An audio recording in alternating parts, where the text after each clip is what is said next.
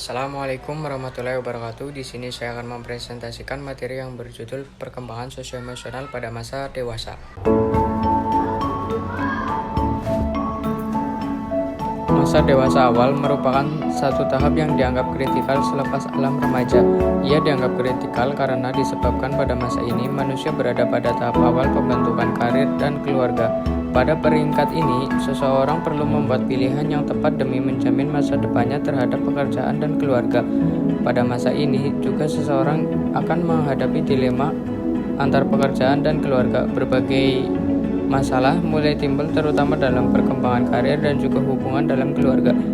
Dan masalah yang timbul tersebut merupakan salah satu bagian dari perkembangan sosioemosional.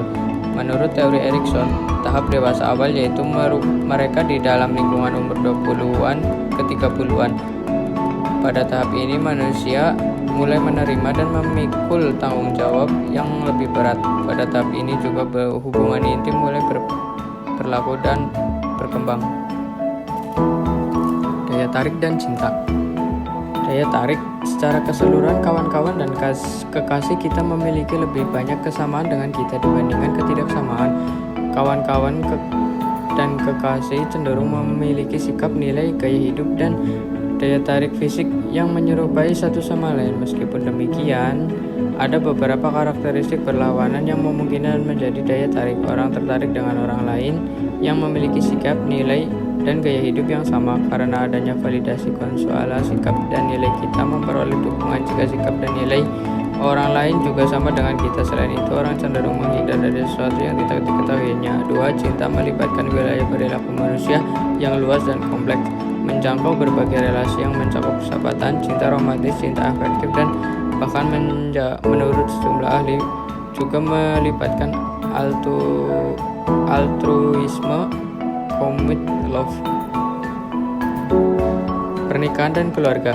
Dari sini mereka mempersiapkan dan membukukan diri bahwa mereka sudah mandiri secara ekonomis, artinya sudah tidak bergantung lagi kepada orang tua.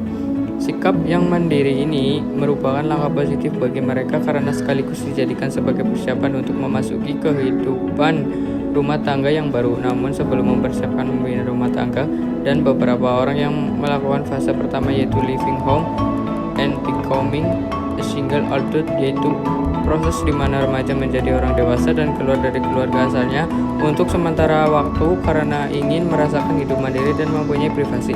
Pasangan baru adalah fase kedua setelah fase living home, yaitu di mana dua individu dari dua anak keluarga yang berbeda bersatu untuk membentuk satu sistem keluarga yang baru.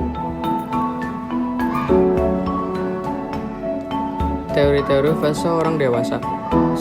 Struktur dalam rentang kehidupan. Teori pertama biasanya banyak dikenal mulai zaman dulu. Kehidupan orang dibagi menjadi fase-fase tertentu. Pembagian dalam fase-fase kehidupan kebanyakan mempunyai suatu sifat normatif. Juga bila hal tersebut tidak dimaksudkan demikian, namun masih sering dipakai sebagai standar tingkah laku.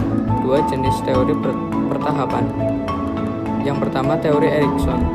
Mengenai teori tentang hidup Erikson, setelah masa remaja yaitu masa penemuan identitas seorang sekaligus memasuki masa dewasa awal yang ditandai dengan penemuan intimitas atau isolasi, maka seseorang tinggal mengalami dua fase lagi yang meliputi sebagian besar masa hidup seseorang.